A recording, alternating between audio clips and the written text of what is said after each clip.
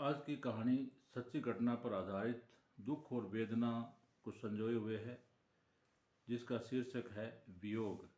पारस भारतीय सेना में सैनिक था। उसकी पत्नी गुड्डी हृदय रोग से पीड़ित थी। उसकी 2 बार हृदय की शल्य चिकित्सा हो चुकी थी। लगातार औषधियों का सेवन करने से उसके शरीर के दूसरे अंगों पर भी दुष्प्रभाव पड़ रहा था। अब उसे मिर्गी के दौरे भी आने लगे।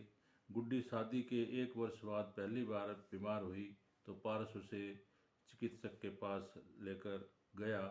जांच करने पर पता चला कि वह हृदय रोग से पीड़ित है। तब से उसका इलाज लगातार चल रहा था। गुड्डी 3 बच्चों की मां बन चुकी थी। एक दिन पारस उसे चिकित्सक के पास ले जा रहा था। दोनों बस अड्डे पर बस का इंतजार कर रहे थे।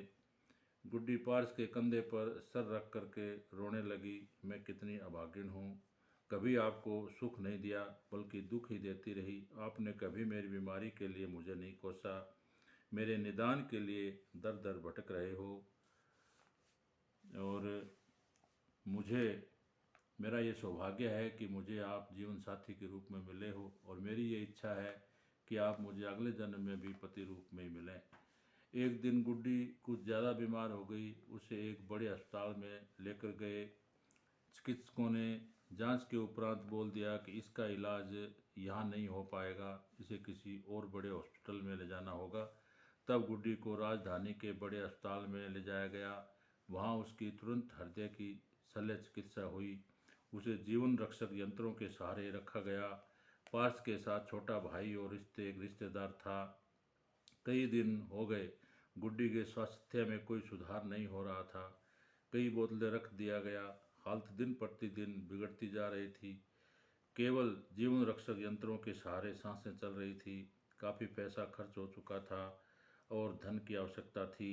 अतः पारस अपने भाई और रिश्तेदार को गुड्डी के पास छोड़कर खुद घर के लिए चल दिया। घर 300 किलोमीटर दूर था। पारस रास्ते में ही था कि फ़ोन आ गया, आप गाड़ी लेकर तुरंत पहुंच जाओ, गुड्डी अब इस दुनिया में नहीं रही। पारस के पांव तले से ज़मीन खिसक गई। हृदय बैठा जा रहा था। खून जम सा गया। हे ईश्वर, ये क्या हो गया? कुछ तो रहम करता। अब छोटे छोटे 3 मासूमों को कौन संभालेगा? माँ के बगैर बच्चों का क्या होता है, सारी दुनिया जानती है। पारस की आंखों से अश्रुधारा बह रही थी। दुख और वेदना से बेहाल था। वह कोई अपना पास में नहीं था। तरह तरह के विचार हृदय में कौंध रहे थे। इस भयंकर वेदना को सहन कर अपने आप को संभाला। एक गाड़ी भाड़े पर लेकर रात 12 बजे हॉस्पिटल पहुंचा। भाई और रिश्तेदार का कोई अता पता नहीं था कि कहाँ है। अस्पताल वालों ने कुछ कागज़ों पर हस्ताक्षर करवाए और बोले कि शव गृह से शव प्राप्त कर लो।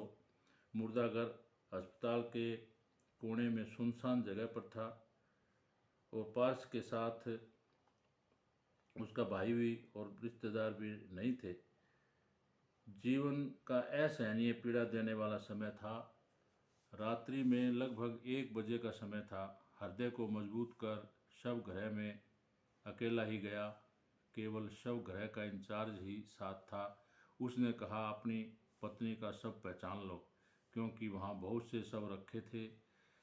तो शव लेने उपरांत भाई और रिश्तेदार को ढूंढकर गाड़ी में बैठाया और घर के लिए रवाना हो गए। सुबह घर पहुँचे।